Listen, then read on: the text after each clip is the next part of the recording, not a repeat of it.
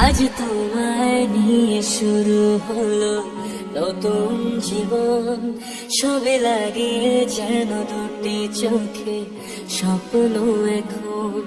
আজ তোমাকে নিয়ে শুরু।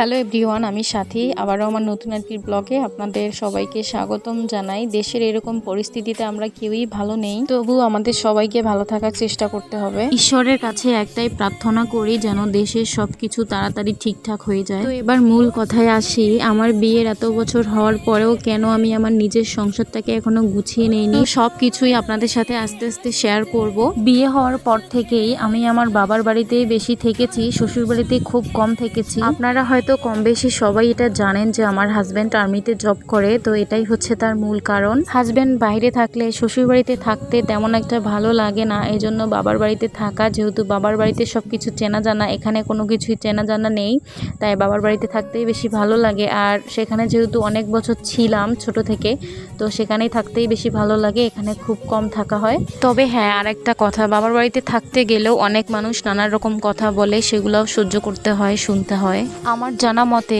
কোয়ার্টারে না যাওয়া পর্যন্ত বেশিরভাগ আর্মির ওয়াইফেরা তাদের বাবার বাড়িতেই বেশি থাকে। বলা যায় 1 বছরের মধ্যে হয়তো 8-9 মাস বাবার বাড়িতেই কেটে যায়। তো এটাই হচ্ছে তাদের জীবন। আর এই ভিডিওটি হচ্ছে কয়েকদিন আগের করা। তো আমি আমার বাবার বাড়িতে কিছু জিনিসপত্র রেখে এসেছিলাম, তো সেগুলো জিনিসেই পাঠিয়ে দিয়েছে। তাই আমার এই জিনিসপত্রগুলো ভ্যানে আস্তে আস্তে প্রায় দুপুর হয়ে গিয়েছিল, এজন্য আমরা একসাথে দুপুরের খাবারটা খেয়ে নিলাম। আর আমি সবার শেষে খেতে বসেছি, যেহেতু আমি সবার খাবার সার্ভ করে দিয়েছি।